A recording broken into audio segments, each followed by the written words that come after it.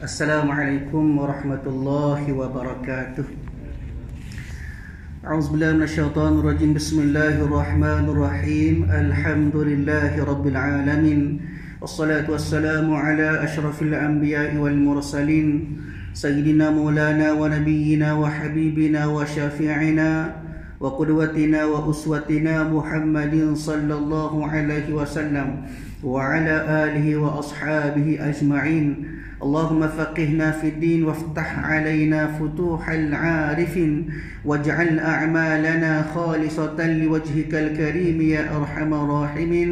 اللهم افتح علينا حكمتك وانشر علينا من خزائن رحمتك يا أرحم الراحمين. رب اشرح لي صدري ويسر لي أمري واحلل عقدة من لساني يفقه قولي والحمد لله رب العالمين آمين. قال المصنف رحمه الله تعالى ونفعنا وإياكم بعلومه في الدارين آمين. Alhamdulillah, pertama dan selamanya marilah sama-sama kita panjatkan, kita rafa'kan setinggi-tinggi kesyukuran kita kehadrat Allah Subhanahu wa taala kerana pada malam ini diberikan kepada kita oleh Allah Subhanahu wa taala daripada segala nikmat-nikmat yang mengiringi kehidupan kita, termasuklah dua nikmat yang terbesar daripada nikmat iman dan juga nikmat Islam. Kemudian nikmat-nikmat lain yang sentiasa ada Allah Ta'ala bagi peluang kepada kita untuk kita rasa, iaitulah antaranya nikmat sihat tubuh badan. Boleh pakat buat amal ibadat kepada Allah Ta'ala dengan sempurna. Dia boleh semaya molek, boleh buat ibadat molek, tak ada masalah, tak ada sakit ke apa, alhamdulillah. Kemudian juga Allah Ta'ala bagi juga kepada kita nikmat kesempatan, nikmat masa. Nak suruh mari ke balasah ke rumah Allah Ta'ala ini kadang-kadang susah. Walaupun ada masa kadang-kadang pun tak mari juga. Tempat lain lah, tempat kita penuh, alhamdulillah. Malam ni rapat belakang, mungkin dah lebih kurang dari 200 orang malam ni, alhamdulillah. Yang tempat kita ni alhamdulillah ada lagi Allah Ta'ala bagi peluang kesempatan untuk kita hadir ke dalam majlis-majlis ilmu. Bagaimana kata ulama rahimahullahu ta'ala, bila mana kita berada dalam majlis ilmu, maka para malaikat akan sentiasa ada bersama kita, memberi rahmat kepada kita, diturunkan barakah kepada kita selagi mana majlis ilmu ini tidak bercanggah dengan syarak, tak ada unsur-unsur maksiat dan sebagainya. Mudah-mudahan Allah Ta'ala jaga kita semua yang berada dalam majlis ilmu ini diberikan oleh Allah Subhanahu wa ta'ala ganjaran ataupun pahala untuk kita bawa kita menghadap Allah Subhanahu wa ta'ala pada hari akhirat nanti, insya-Allah. Tuan-tuan puan-puan yang dirahmati oleh Allah, insya-Allah pada malam ini kita sambung kuliah kita daripada kitab Faridatul Faraid fi Ilmil Aqaid pada muka surat 21 yang ke-6, Wahdaniyah. Malam ini kita nak cerita tentang salah satu daripada sifat Allah Subhanahu wa ta'ala, iaitulah pada sifat Wahdaniyah. Dan kata ulama rahimahullahu ta'ala, antaranya digariskan oleh ulama yang dikatakan sebagai a'immah mazhab pada mazhab usuluddin ataupun pada mazhab ilmu tauhid, iaitulah Abu Hasan al-Asy'ari dengan Abu Mansur al-Maturidi rahimahullahu ta'ala, yang membawa kepada aliran Asy'ariyah Maturidiyah kita ini, memberitahu ataupun menceritakan kepada kita bahawasanya wahdaniyah ini merupakan sifat yang kelima daripada sifat salbiyah. Apa dia sifat salbiyah ini? Iaitulah daripada sifat-sifat yang menolak akan sesuatu yang tidak layak bagi zat dan sifat Allah Ta'ala. Bagaimana kita melihat pembahagian kepada sifat 20, dia ada 4. Yang pertama sifat nafsiyah, iaitulah sifat yang dinisbahkan atas Allah Subhanahu wa ta'ala dengan nisbah yang zati. Apa dia? Iaitulah sifat yang pertama, iaitulah sifat wujud. Dinamakan sebagai sifat nafsiyah kerana sifat-sifat lain menupai ataupun berada atas takluk pada sifat nafsiyah, iaitulah wujud. Ada sifat wujud Allah Ta'ala, barulah ada sifat yang ada pada sifat wujud, antaranya sifat qidam, baqa, mukhalafatuhu lil hawadis, qiyamuhu binafsih, wahdaniyah. Maknanya 5 sifat lepas daripada sifat wujud, start daripada qidam sampai sifat wahdaniyah. Ni maka ulama sebut kepada kita 5 sifat ini, cerita lagu mana nak menafikan sesuatu yang tidak layak pada Allah Ta'ala, dinamakan sebagai sifat salbiyah. Kalau nafsiyah tadi nak merujuk pada Allah Ta'ala dengan wujud yang zati, maka 5 sifat nafsiyah salbiyah ini menolak sifat yang tidak layak pada zat dan sifat Allah Ta'ala. Dia maknanya yang kelima daripada sifat salbiyah, iaitulah sifat wahdaniyah lah. Hal kita nak bincang, kita nak sebut pada malam ini. Kemudian lepas pada ni pula akan sebut pula salah satu bahagian, iaitulah pada bahagian yang ketiga, membicarakan tentang sifat ma'ani. Sifat ma'ani pula ada 7. Sifat ma'ani ini dikatakan sebagai sifat ta'alluq, berfungsi pada sifat ma'ani kecuali sifat hayah. Ayatnya bahawasanya sifat ma'ani ni wujudi, dia ada, dan subuti dia tetap pada Allah Ta'ala. Ada, dia tetap pada Allah Ta'ala. Itu maksud sifat ma'ani. Kemudian lepas pada 7 sifat ma'ani, maka ulama Maturidiyah ni menyebut daripada 7 pula pada bahagian maknawiyah. Maknawiyah ni hak 7. Hak peringkat awal kita sebut dah dulu. 7 daripada sifat Allah Ta'ala, hak kita kena tahu secara tafsilan. Secara pukul rata tak apa dah. Adapun lain daripada sifat maknawiyah ini, start daripada sifat wujud sampai sifat kalam, maka hak ni secara ijmalan. Kena jelas, kena faham biar jelas. Sebab apa? Sifat maknawiyah ini pula adalah gambaran kepada sifat ma'ani. Kalau sifat ma'ani ada sifat kudrah, kuasa Allah Ta'ala, maka sifat ma'nawiyah dia ada kaunuhu qadiran, iaitulah keadaan Allah Ta'ala yang bersifat dengan kuasa. Dia maknanya sifat ma'ani sifat dia, manakala sifat ma'nawiyah pun gambaran kepada sifat ma'ani. Ayatnya di sini itulah yang dikatakan sebagai pecahan kepada 20 sifat wajib bagi Allah Subhanahu wa Ta'ala, dibahagikan oleh ulama Asy'ariyah Maturidiyah kepada 4 bahagian. InsyaAllah malam ni kita sebut tentang sifat yang wajib pada Allah Subhanahu wa Ta'ala, iaitulah sifat yang ke-6 daripada 20 sifat, iaitulah wahdaniyah. Wahdaniyah iaitulah bermaksud apa dia?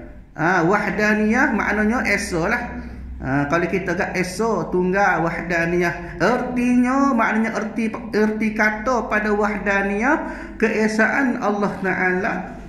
Ayatnya Allah Ta'ala ni tunggal, tidak 2, tidak 3, tidak banyak, tetapi bersifat dengan esa. Allah Ta'ala bersifat dengan tunggal. Inilah yang dikatakan salah satu daripada sifat wahdaniyah, yang dikatakan daripada sifat salbiyah. Gapada sifat salbiyah ni, hiya as-sifatul lati tunafi 'anillahi ma la yaliqu bi dzatihi ta'ala. Bagaimana hak hamba sebut tadi, iaitu daripada sifat-sifat hak menafi daripada sifat tak layak pada zat Allah Ta'ala.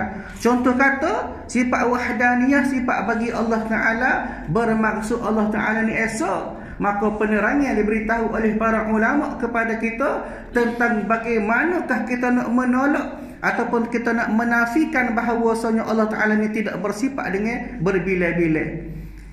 Dia maknanya wahdaniyah, esanya Allah Ta'ala itu pada zat dan pada sifat dan pada af'al. Bukan kata pada zat saja dok, bukan kata pada sifat saja dok, bukan kata pada af'al saja dok. Dia zat maknanya pada Allah Ta'ala tu lah. Sifat maknanya sifat bagi Allah Ta'ala.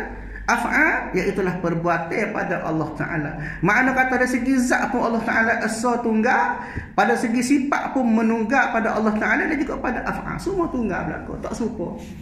Tidak kata ada 2, 3 dek, maknanya satu tunggal. Lagu mana? Dan makna kata pada wahdaniyah, pada esa Allah Ta'ala, pada zat sifat di af'al tadi, maknanya apa dia? Bahawa Allah Ta'ala itu, ini syarah dia. Apa dia pula? Allah Ta'ala itu tiada zatnya bersusung. Sifat pada zat Allah Ta'ala, esa makna kata esa lagu mana? Tidak bersusung. Kalau bersusung, maknanya tidak esa lah. Allah Ta'ala bersifat dengan tidak bersusung. Zat Allah Ta'ala tu tidak bertindak, tidak berlapis, tidak ada 2, 3 berturut. Itu dipanggil bersusung. Maknanya tiada zatnya zat Allah Ta'ala tidaklah zat Allah Ta'ala itu bersusun daripada dua zat atau lebih. Ayatnya esok Allah Ta'ala ni gambar esok lagu mana? Tidak bersusun. Ataupun tidak ada dua zat ataupun lebih, dua ke tiga ke empat ke, tidak ada Tuhan lagu tu. Tidak ada Allah Ta'ala lagu tu. Maknanya Allah Ta'ala semata-mata iaitulah sifat dia tidak bersusun dengan sesuatu daripada dua zat ataupun lebih. Bersalahan maknanya berbeza dengan kebanyakan zat makhluk. Maknanya makhluk berbeza. Dia makhluk, sifat bagi makhluk lagu mana? Bersusun ia daripada beberapa banyak zat, iaitu segala juzuknya pada bahagian. Ni makna pada bahagian makhluk itu dia bersusun. Bukan setakat bersusun pada keadaan dia sahaja, pada zat sahaja, tapi bersusun pada segi af'al dia juga, pada sifat dia. Tapi Allah Ta'ala tak, dia tunggal semata-mata. Dia barulah dikatakan sebagai Esa. Hak ni nak menafi kepada kita bahawa Tuhan itu banyak. Adapun kalau agama lain, kita kata Hindu contohnya, Buddha kau, dia banyak Tuhan dia. Dia Tuhan matahari, Tuhan bumi, Tuhan hujan, Tuhan panas, ada berlaku. Allah Ta'ala dia tidak lagu tu. Kenapa? Dia tidak bersifat dengan adadun, tidak berbilai-bilai Allah Ta'ala. Maknanya tunggal berlaku. Segala tu dia buat sendiri. Esa Allah Ta'ala tu bersifat lagu tu.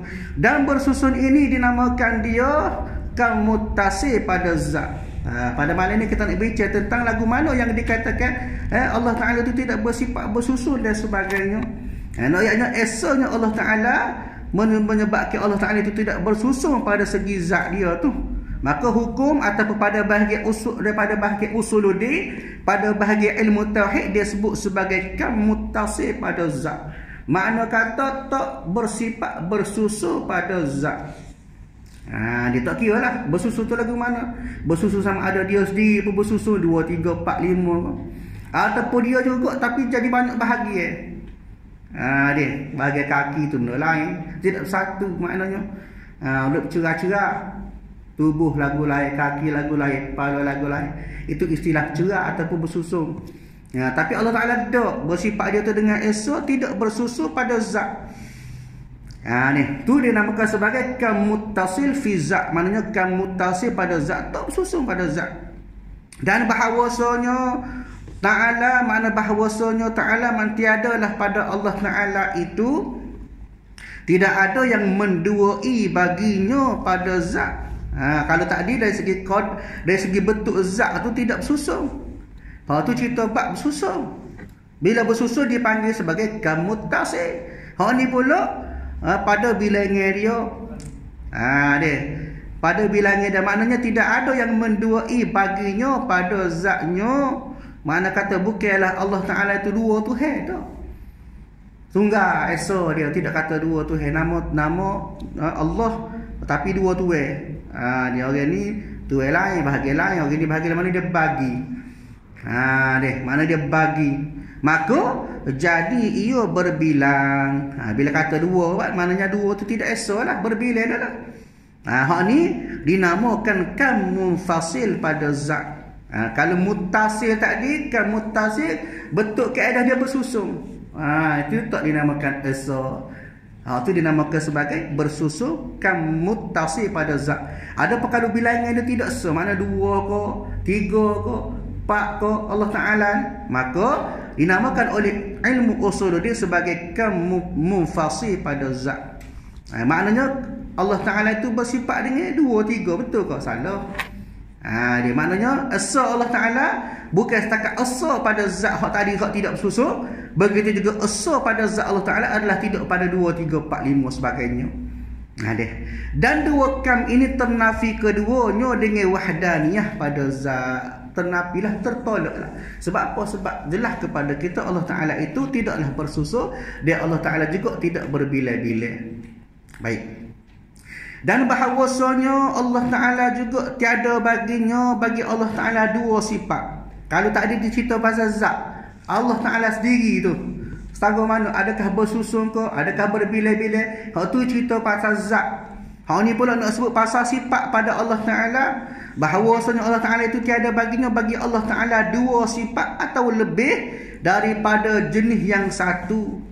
Maknanya berbilai-bilai pada sifat. Lagu mana? Seperti dua kudrat atau tiga. Dia. Kalau makhluk dia jadi dua tiga, maknanya ada tahap dia. Kudrat kita berbeza. Orang tua lagu lain sifat kudrat dia. Kekuasaan dia, ring dia bahasa kita. Dia. Orang muda lagu lain, mungkin gagah sikit. Budak-budak lagu lain pula. Mana ada beza dia. Itu dinamakan sebagai berbilai sifat pada kudrat.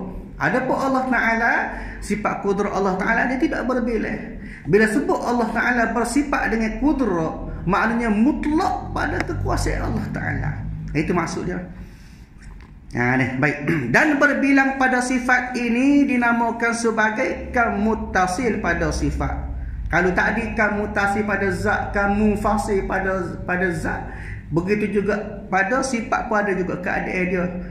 Gambaran daripada pengarah kita kepada kita, bila mana Allah Ta'ala itu tidak bersifat dengan dua tiga kaedah pada sifat Allah Ta'ala. Kudrat dua gaya kedak. Ada iradat kehendak Allah Ta'ala dua kali dak, tak ada berbilai-bilai. Maknanya bila sebut kudrat, kuasa Allah Ta'ala, maka mutlak ke dia dah. Tak ada kata ada tahap dia. Setara ni tak ada. Paling hebat setara ni tak ada. Paling kuat setara ni tak ada. Adapun kita, kudrat kita dikira sebagai berbilai-bilai. Dia ada hak lemah, ada hak kuat, ada hak lagi kuat. Maknanya pada Allah Ta'ala ini dinamakan sebagai bila mana bersifat dengan dua tiga kali kudrat, dua tiga bahagian pecah lah maknanya, dinamakan sebagai kamuttasil pada sifat. Ini pada bab sifat pula. Dan bahawasanya tiada ada bagi yang lain daripadanya, lain daripada Allah Ta'ala, sifat yang menyerupai akan satu sifat daripada segala sifatnya Allah Ta'ala. Ini ayatnya pada gambaran kedua ini pengarah kita sebut kau kita bahawasanya tidak adalah daripada sesuatu makhlukat, daripada sesuatu perkara itu bersifat dengan seperti mana sifat Allah Ta'ala. Dan menyerupai sifat yang lain bagi sifatnya ini dinamakan sebagai kamufasil pada sifat. Maknanya lagu mana? Kamufasil pada sifat ini iaitulah adanya sifat-sifat lain yang menyerupai sifat-sifat Allah Ta'ala. Contoh seperti tadi kudrat tadi kita kata, ada juga kudrat, ada kuasa. Ni ada tenaga, ada kekuatan, tapi tak serupa dengan Allah Ta'ala. Walaupun nama dua-dua ni nama sebagai kudrat belaka. Faham jelas tak?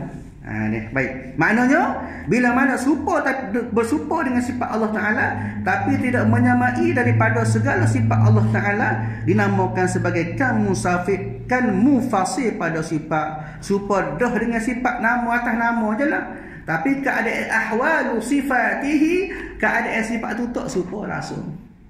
Itu dinamakan sebagai kamufasil pada sifat. Dan dua kam ini ternafi keduanya dengan wahdaniyah pada sifat.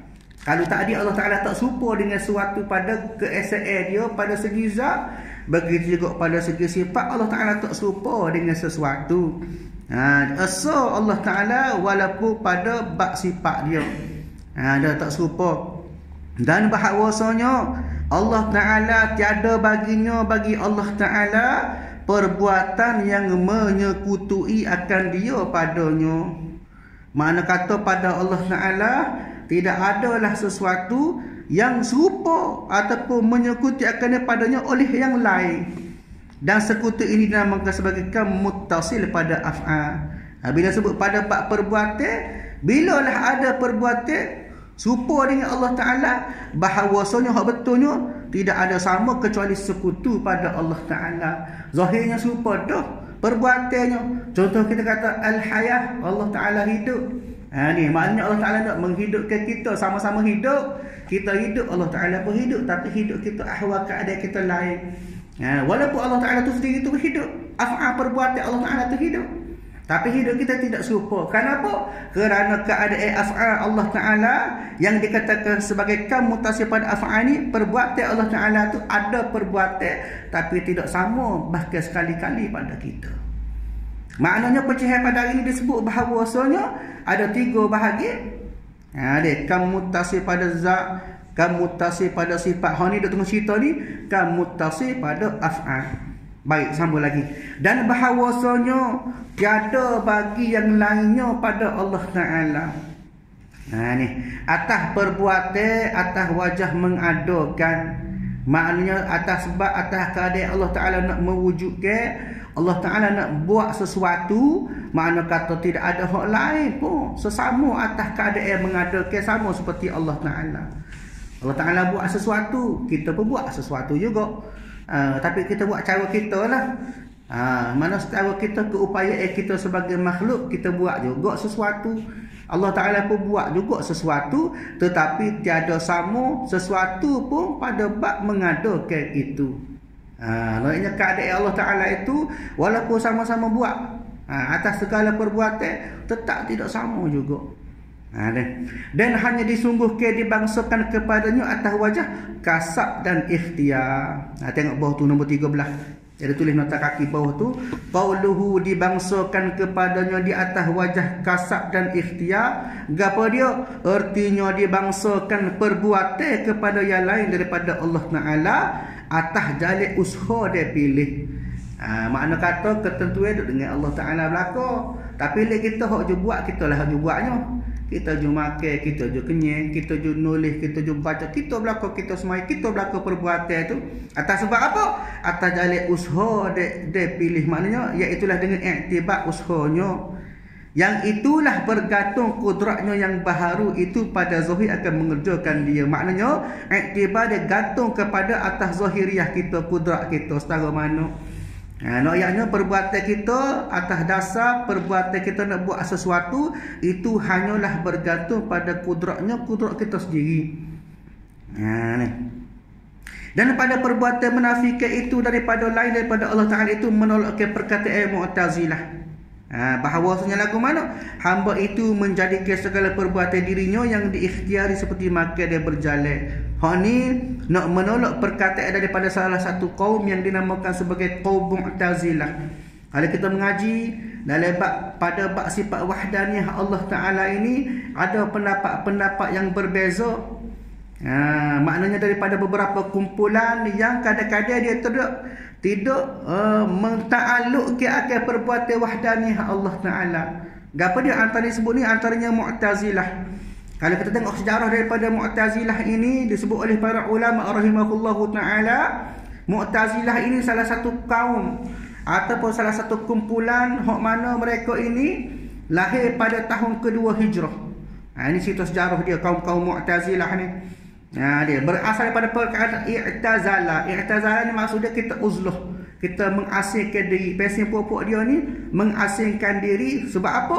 Sebab mereka ini satu ketika dia bersalah faham dengan kumpulan halaqah Imam Hasan Al-Basri. Satu ketika Hasan Al-Basri waktu dia pendapat dia cerita berkaitan dengan sifat Allah Ta'ala, maka tiba-tiba dia tak setuju. Maka dia pun buat kumpulan baru, nama dia Mu'tazilah. Siapa dia pengasas dia? Wasil Ibnu Atta. Ini nama dia. Ni. Bahkan pada pendapat mereka ini, bagaimana kita sebut tadi, bahawasanya hamba itu menjadikan segala perbuatan dirinya yang ikhtiari seperti makan dan berjalan. Maknanya atas diri kita sendiri. Ini pendapat oleh kaum Mu'tazilah. Dia kata makan ni usaha kita sendiri, jalan ni kita sendiri, tidak atas Allah Ta'ala. Ni sifat apa? Fahaman daripada kaum-kaum Mu'tazilah.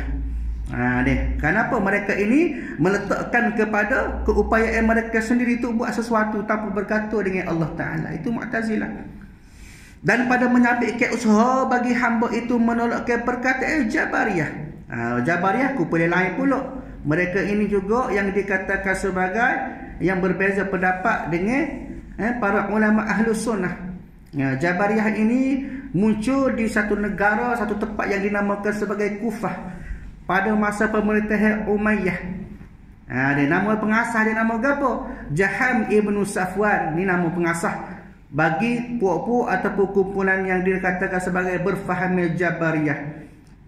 Jabariyah ni lagu mana pula? Jabariyah ni pula dia katakan, tengok tu, bahawasanya tiada bagi hamba itu usaha sekali-kali pada zahir dan batin. Hal ni pasti seruh pada Allah Ta'ala 100%. Pendek kata duk cengok di rumah enggak tunggulah nasi siapa sendiri. Makan nasi pun mana tak payah suap mana setuju Allah Taala berlaku. Kita tak secara dia kata. Tak ada usaha di maknanya. Seruh pada Allah Taala zahir dan batin. Ni mana dia ni antara mereka-mereka yang berbeza dengan ahli sunnah tak kena jugalah kata. Kalau tadi atas ring kita sendiri kita berlaku atas kita. Kalau ni pula suruh Allah Taala berlaku. Bahkan antara faham yang dikatakan oleh yang dibawa oleh faham Jabariyah juga antaranya dikatakan syurga dan neraka tidak kekal kerana kekal hanya zat Allah Taala. Faham dia. Padahal kita faham dah dengan syurga dan neraka ni satu tempat pembalasan kekal dia. Khalidina fiha abadan, kekal di dalam itu selama-lama. Itu sifat bagi syurga dan neraka. Tapi pada Jabariyah ni tak ada, dia kata tak kekal. Begitu juga dia kata kita Allah Taala tu baru. Dia paling sedapnya dia katakan Allah tak boleh tengok pada hari akhirat esok. Kita tak boleh tengok Tuhan. Ini antara faham dia.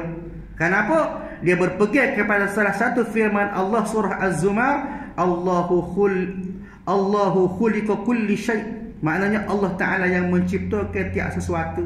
Rasul Allah Taala lah.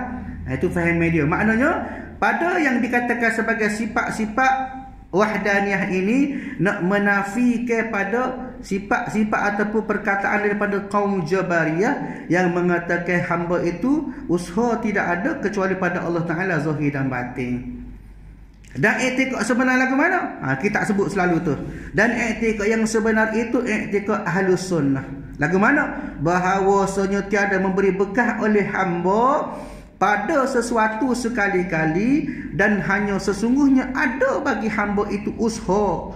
Maknanya tidaklah ada sesuatu tidak memberi bekah kecuali bila mana ada usaha dan pilihan pada zahir jua seperti yang lagi akan datang disebutkan di dalam risalah ini.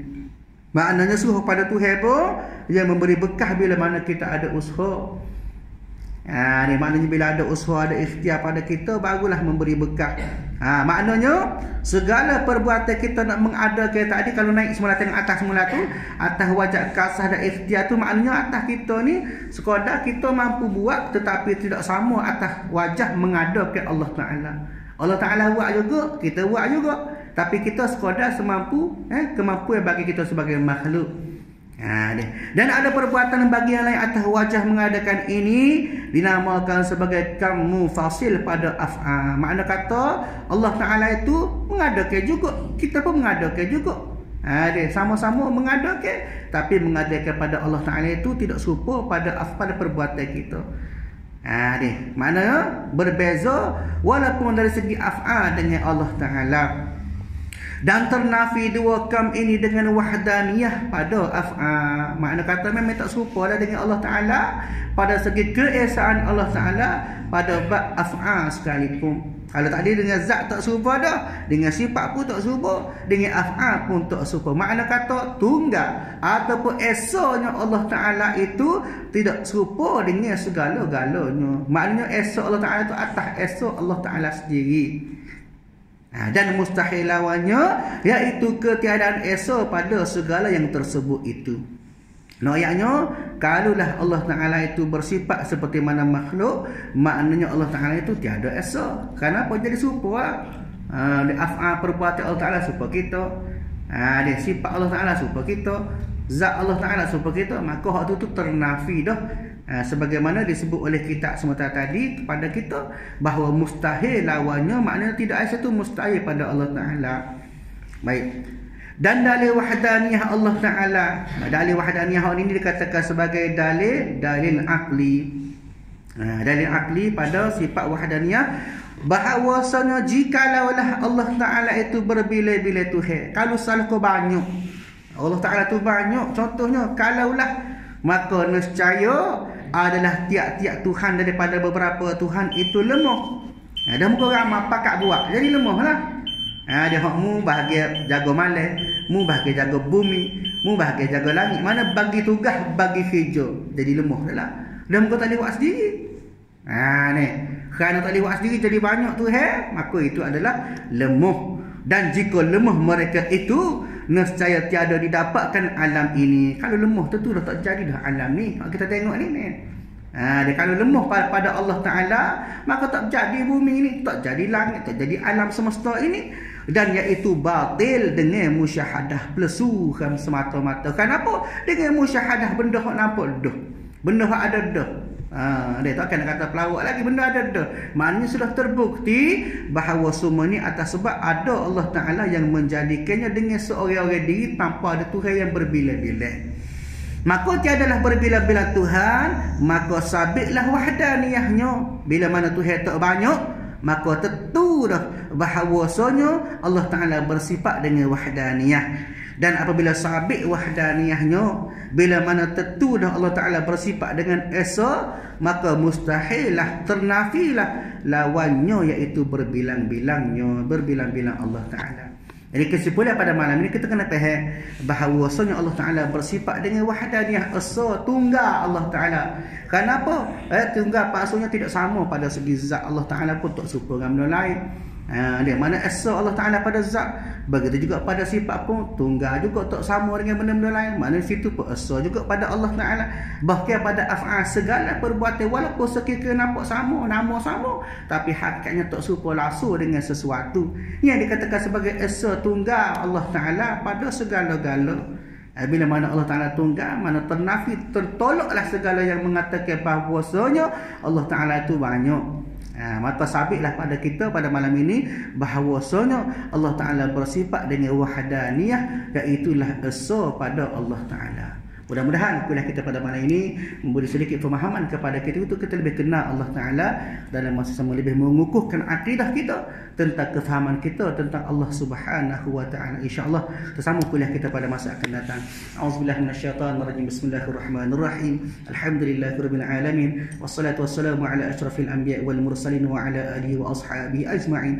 Allahumma inna nas'aluka ridhaka wal jannah wa na'udzubika min sakhatika wan nar. Allahumma innaka 'afuwun karimun tuhibbul afwa fa'fu 'anna wa 'an walidina wa 'an jami'il muslimina wal muslimati wal mu'minina wal mu'minati birahmatika ya arhamar rahimin. Rabbana atina fid dunya hasanah wa fil akhirati hasanah wa qina 'adzaban nar. Wassallallahu ala sayyidina Muhammad wa ala alihi wa ashabihi ajma'in. Walhamdulillahirabbil alamin. Assalamualaikum warahmatullahi wabarakatuh.